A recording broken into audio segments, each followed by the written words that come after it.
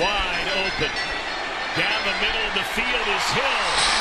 He's in between three defenders. McDonald, he's uncovered. He's on the backside. He's got that little corner out. What a stiff move. He got him. Does hit it. Yes!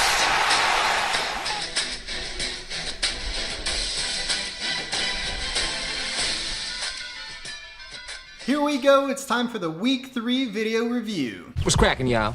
Let me be the first to officially welcome y'all motherfuckers to my brand new joint. After a slow start, a few more teams ended up joining the victory party. Keep that down. Why? Because not everybody knows about it. Like who? Who doesn't know?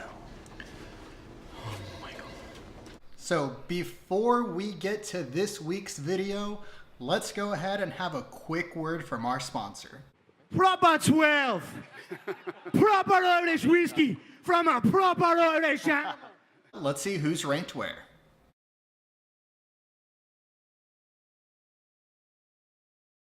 Staying at number 1 is the only undefeated team, which is of course Mason.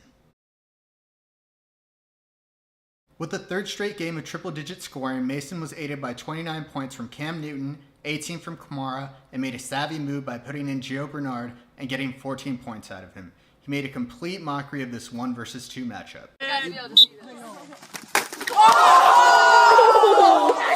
At this point, everybody wants to be the one that gives him his first loss, and at the same time, nobody wants to play against him.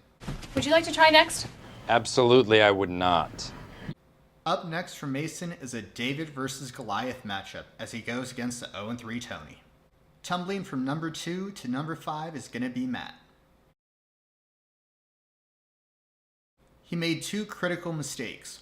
1, Minnesota defense. 2, Kirk Cousins.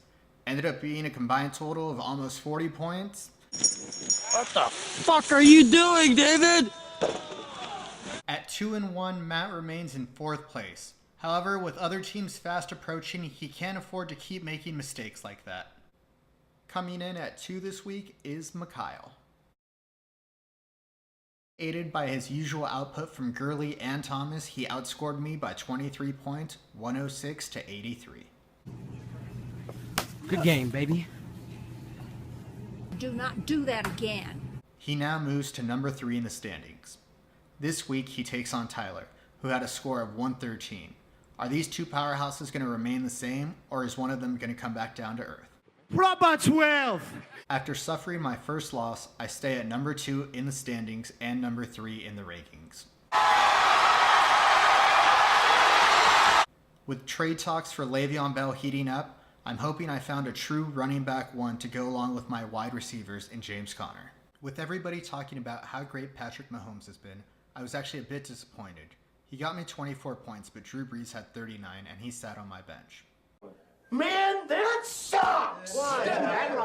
This week, I'll look to get back on track and hand Cooper his 3rd straight loss. Moving up to number 4 this week is Tyler. He had the highest score last week and was easily able to beat Mike 113 to 85. While it's not rare to see a trade early in the season, it is rare to see a superstar get traded and to a team that you're gonna play. What the fuck? Tyler ended up getting 35 from Kareem Hunt and Mike Evans combined. He decided to keep making moves and proved that Hunt was only a 1-week rental when he traded him away for Devontae Freeman and Carlos Hyde. Bye, Felicia. After those trades and his first win, he'll look to go over 500 for the first time as he takes on Mikhail. After an 0-3 start, this team is fucking terrible and not living up to the standards of this league. Oh, sorry about that. That's actually an article I had up about the Cardinals. Let me get my notes on Mike. You got it. Staying at both number 9 this week in the rankings and in the standings is Mike. Oh, what, you ain't pregnant with a bucket of chicken? After an 0-3 start, this team is fucking terrible and not living up to the standards of this league. You know what? I'm just going to go ahead and use that as the assessment for his team this week also.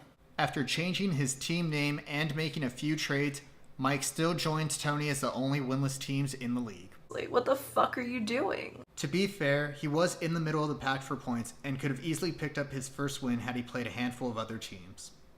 Apparently, everything was not fine and everything was not going to be okay. Mike decided to trade his second and third round pick to go out and get his beloved David Johnson.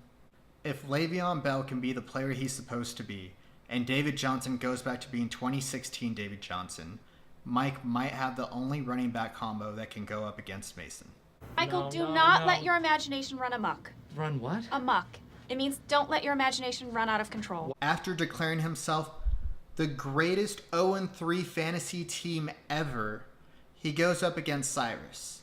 Not sure what he wants more, his first win or the title of the greatest 0-4 team ever. Staying at number 6, but more importantly picking up his second win, is Patrick. Patrick could easily be 0-3, but he could also easily be 3-0. Whoa, what? He has been in close matchups each week, but has managed to pull off a 2-1 record and is currently 5th in the standings.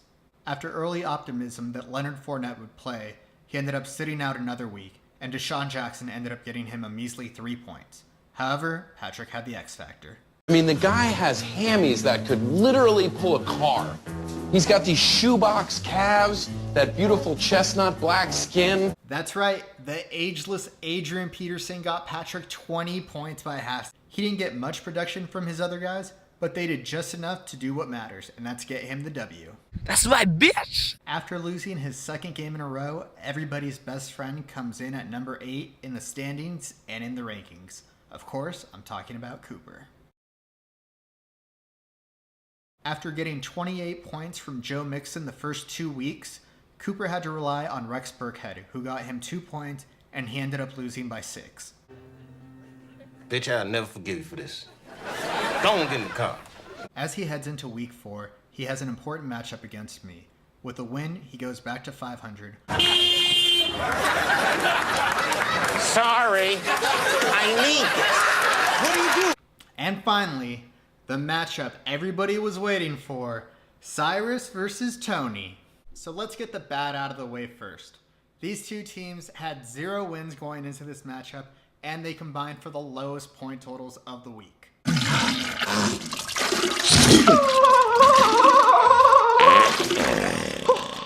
Tony had 5 players that combined for a total of 12. Cyrus got -3 from Drake, the Chargers defense, and Evan Engram. Yeah, be ready.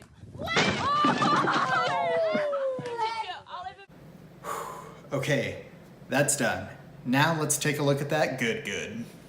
Let me get a pound of your Swedish cheese. Cyrus moves up to number 7 in the rankings and in the standings after he got his first victory of the year. While I don't think that Matt Prater is going to put up a consistent 14, he might not need that much this week when he goes up against Mike.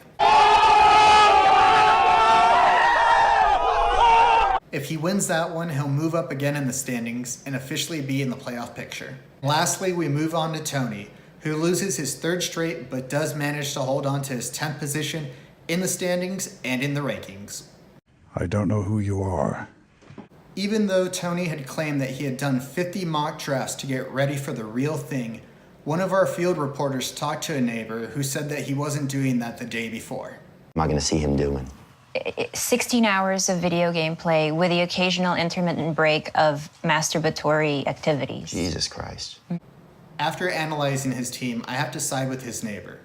Last week, I said that Tony had a winnable matchup and he could finally join us on the victory bus. Why'd you come here? I came here to see you guys. You said I could come with you.